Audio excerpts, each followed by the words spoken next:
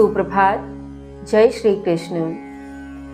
दशम अध्याय विभूति योग के माध्यम से श्री कृष्ण अर्जुन से अपने ऐश्वर्यशाली स्वरूप के विषय में कह रहे हैं, जिसमें वे अर्जुन को समझाने का प्रयत्न कर रहे हैं कि प्रत्येक परिस्थिति, प्रत्येक स्थिति, प्रत्येक तत्व, चाहे वह चर हो अथवा अचर हो, प्रत्येक समूह के प्रतिनिधि के स्वरूप में वही तत्व के रूप में स्थित है।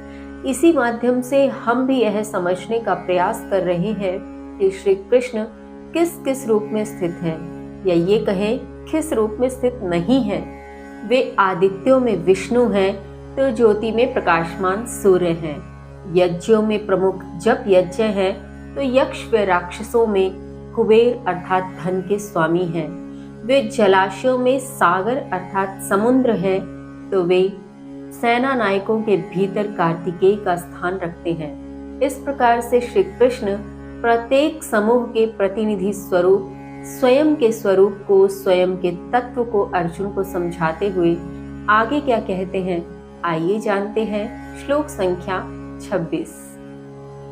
अश्वत्थः सर्वेक्षाणां देवर्षीणां च नारदः गन्धर्वाणां चित्ररथः सिद्धानां कपिलो मुनिः।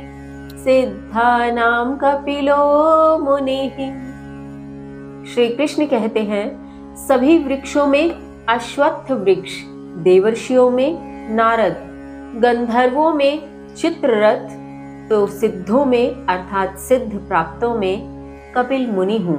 भावार्थ, यहाँ श्री कृष्ण वृक्षों के माध्यम से कहते हैं कि वृक्ष समूह की यदि बात करो तो वृक्ष समूहों में मैं अश्वत्थ वृक्ष हूँ। अश्वत्थ वृक्ष जो पीपल का वृक्ष है, जिसकी पूजा अर्चना की जाती है, जिसे सभी वृक्षों में सबसे प्रमुख, सबसे महत्वपूर्ण माना जाता है, क्योंकि वह दिन रात हमें ऑक्सीजन देता है, उसकी आयु सबसे लंबी होती है। और पीपल के वृक्ष की पूजा का महत्व वैदिक परंपरा से चला आ रहा है। अतः श्री कृष्ण कहते हैं कि सभी वृक्षों में मैं अश्वत्थ वृक्ष हूँ। मैं देवर्षियों में नारद ऋषि हूँ, जो सब देव ऋषियों में सबसे प्रमुख माने जाते हैं, सबसे महत्वपूर्ण माने जाते हैं। गंधर्वों की यदि बात करूं तो मैं चित्ररथ हूँ।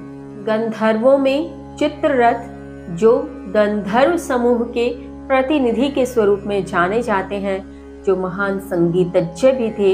इस प्रकार से मैं वही चित्ररथ हूँ और मैं सभी सिद्ध प्राप्त ऋषियों में, सिद्ध प्राप्त मुनियों में कपिल मुनि हूँ, जो सर्वश्रेष्ठ मुनि की श्रेणी में गिने जाते हैं। इसके आगे श्री कृष्ण कहते हैं, श्लोक संख्या 27। उच्चैश्रवसम् अश्वानां विधि माममृतोद्भवम् ऐरवतं गजेन्द्राणां नराणां च नराधिपम्। श्री कृष्ण कहते हैं, घोड़ों में मुझे अमृत उद्भव उच्चैश्रवा जानो, हाथियों में ऐरावत और नरों में नरों का राजा हूँ। भावार्थ, यहाँ श्री कृष्ण कहते हैं कि घोड़ों के समूह में मैं अमृत उद्भव उच्चैश्रवा हूँ।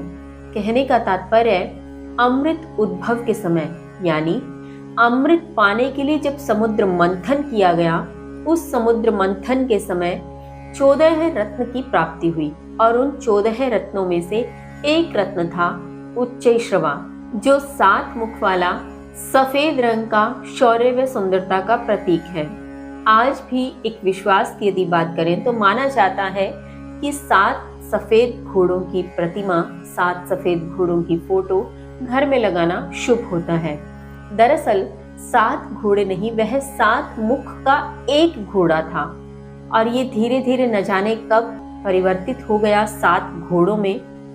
इसके पीछे तो इतिहास में नहीं जानती, लेकिन हाँ, वैदिक परंपरा की यदि बात करें और ये समुद्र मंथन के समय की यदि बात करें तो 14 रत्नों में एक रत्न उच्चैश्रवा नामक घोड़ा भी था, जो सफेद रंग का था, 7 मुख का था, जिसे शौर्य का, सुंदरता का प्रतीक माना जाता था। तो श्री कृष्ण कहते हैं मैं वही उच्च श्रवा हूँ। मैं हाथियों में ऐरावत हूँ। ऐरावत जो इंद्र का वाहन है, इंद्र का हाथी है, जो हाथियों में सबसे प्रमुख, सबसे उच्च स्तर का माना जाता है। हाथियों का प्रतिनिधित्व जो हाथी करता है उसका नाम है ऐरावत। तो श्री कृष्ण कहते हैं मैं वही ऐरावत हूँ। मैं नरों की यदि बात करोगे, मनुष्य प्रजाति की यदि बात करोगे, तो मैं उनका राजा हूँ। इस प्रकार से श्री कृष्ण स्वयं को विस्तृत स्वरूप में अर्जुन को समझाने का प्रयत्न कर रहे हैं। और इस श्रृंखला में आगे श्री कृष्ण क्या कहते हैं जानेंगे कल। तब तक के लिए जय श्री कृष्ण।